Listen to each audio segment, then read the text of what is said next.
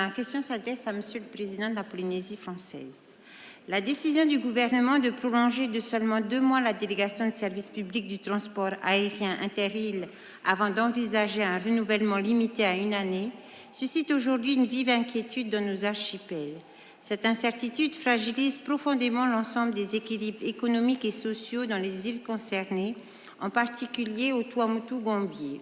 Elle pèse à la fois sur les populations, sur les acteurs du tourisme, mais également sur les salariés d'Air Tahiti qui demeurent sans visibilité quant à l'avenir de leur activité. Lors de votre intervention à l'Assemblée le 23 avril dernier, vous avez précisé que des travaux étaient en cours sur la DSP, structurés autour de 2 périmètres distincts et visant à définir les orientations futures du transport aérien inter-îles.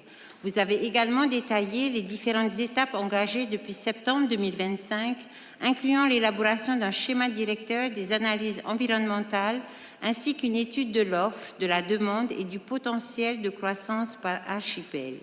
Si ces travaux témoignent d'une volonté de structuration à long terme, ils ne répondent pas à l'urgence de la situation actuelle, car aujourd'hui, sur le terrain, les conséquences sont immédiates. Des projets touristiques sont suspendus, des investissements sont remis en question, des emprunts bancaires doivent pourtant continuer à être remboursés et les populations concernées s'interrogent légitimement sur leur avenir. Comment demander à nos concitoyens des archipels d'investir, d'entreprendre et de construire leur avenir si aucune visibilité ne leur est donnée au-delà de quelques mois? Le transport aérien international n'est pas un service accessoire.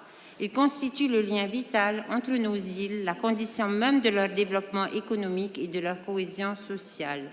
Dans ce contexte, il apparaît difficilement compréhensible que les travaux structurants relatifs à cette DSP n'aient été engagés que 9 mois avant son échéance, alors même qu'ils auraient pu être initiés dès le début de votre mandature en avril 2023. Dans l'attente des conclusions du schéma directeur prévu au 30 juin 2026, la prolongation envisagée pour une durée d'1 an apparaît insuffisante pour sécuriser les acteurs économiques et garantir la continuité des projets engagés dans les archipels. En définitive, il ne s'agit pas d'un simple dossier technique ou budgétaire. Derrière cette DSP, il y a des familles, des enfants, des rêves et une vision du pays, celle d'une Polynésie qui ne laisse personne au bord de la piste. Je sais, Monsieur le Président, que je ne suis pas la première à vous interpeller sur ce sujet, mais au vu des inquiétudes et de la détresse des îles relayées cette semaine par la presse, il semble urgent de les rassurer. Aussi, Monsieur le Président, le gouvernement envisage-t-il de revoir sa position afin de garantir une prolongation pluriannuelle de la DSP d'une durée minimale de 3 à 5 ans, permettant d'assurer la stabilité nécessaire aux populations, aux investisseurs et aux salariés concernés, dans l'attente de la mise en œuvre des orientations définitives du futur schéma directeur? Je vous remercie.